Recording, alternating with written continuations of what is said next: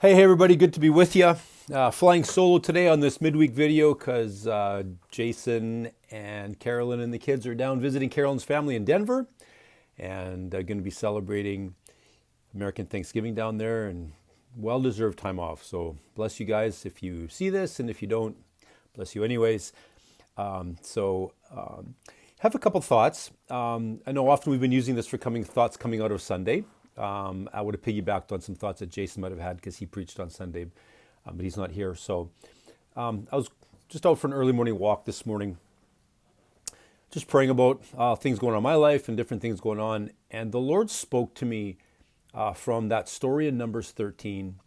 And if those of you don't know it, it'd be good to go read it. And if you do know it, go read it maybe again. But the story about when the 12 spies were sent out to check out the land of Canaan, check out Jericho.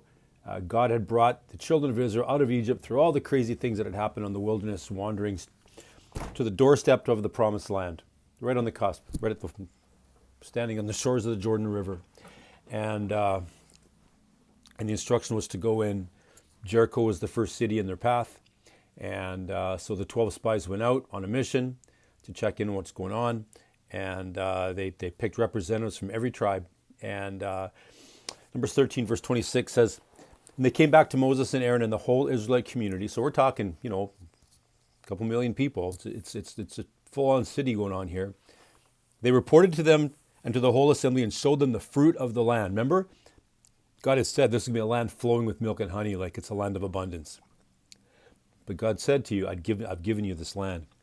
They gave Moses this account. We went into the land to which you sent us, and it does flow with milk and honey. Okay, God said, this is what it's going to look like. Expect it. They came back. It's true. Here's the fruit. Then there's this big word that says, but. But the people who live there are powerful, and the cities are fortified and very large. We even saw descendants of Anak there, giants. The Amalekites live in the Negev. The Hittites, Jebusites, and Amorites live in the hill country. The Canaanites live near the sea. So all they're focusing on is how big the enemy is, how many there are. They're everywhere. And Caleb, because it's out of the 12, there's two that stood up with a good report. Caleb and Joshua. Joshua comes to be quite a player later. Caleb, not so much. But these two guys stand up. When the 10 were standing against them and all they were focusing on was all the negative stuff going on, Caleb and Joshua stood up, standing, encouraging the people to hang on to what the Lord had said. Caleb silenced the people before the Lord and said, we should go up and take possession of the land, for certainly we can do it. Oh, word of faith, standing strong. But the men who'd gone up with him said, we can't attack these people. They're stronger than we. And they spread among the Israelites a bad report about the land they had explored. They said, the land we explored devours those living in it. You just said that there was milk and honey, just like God said, and look at the fruit. And they brought out all this crazy fruit. Picking and choosing, right? What they're going to receive from God, what they're going to see. And all the people there are of great size, right? They're giants. We saw the Nephilim there. Nephilim, the descendants of Anak, giants, big people, warriors. We seemed like grasshoppers in our own eyes and looked the same to them. One is an assumptive statement that says we look the same to them. The statement bigger is we look like grasshoppers in our own eyes. Like compared to what we're facing, we don't got anything. We go back and read the rest of the story. How many miracles have we seen? Quail and manna and battles won. Joshua and Aaron, Aaron and her holding up Moses' arms when they're fighting the battle, and the sun standing still, and water coming from a rock multiple times. Coming out of Egypt, the 10 plagues and all the money, the Red Sea, and so story after story after story. Very much like us, and here we find themselves. And I wonder how many of us feel like grasshoppers in circumstances of life right now. And may or may not be COVID related. It may be work related. It may be relationship related. It may be financial related. It may be house related. It may be following through on something God's calling you to step out to related. It seems like an impossibility, and the mountain seems very tall. But what has God said? What has God said in His Word? What are the things that the Lord has relayed to you as you've walked with Him? And are we going to pick and choose? Because that's the danger point. Oh, look, the fruit. Yeah, it's true. What God said about the milk and honey and the fruit, it's there. It's abundance. But the enemy's too big for us to take. God had said, I've given you the land, go take it. And we fast forward a whole generation down the road, and we see that when they finally decided to follow through, they stepped into the Jordan River and the waters literally parted just like the Red Sea. God made a way coming out of the land of slavery. God made a way going into the land of promise.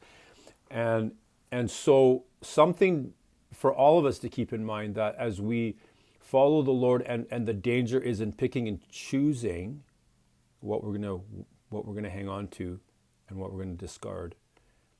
And it doesn't work that way. We have to hang on to everything, the whole counsel of God as he leads us forward, and trust him in everything we do. Fast forward a whole lot of ways, when the Israelites finally got in, when they sent the spies in the second time, a couple spies to go in, and they met Rahab in the city.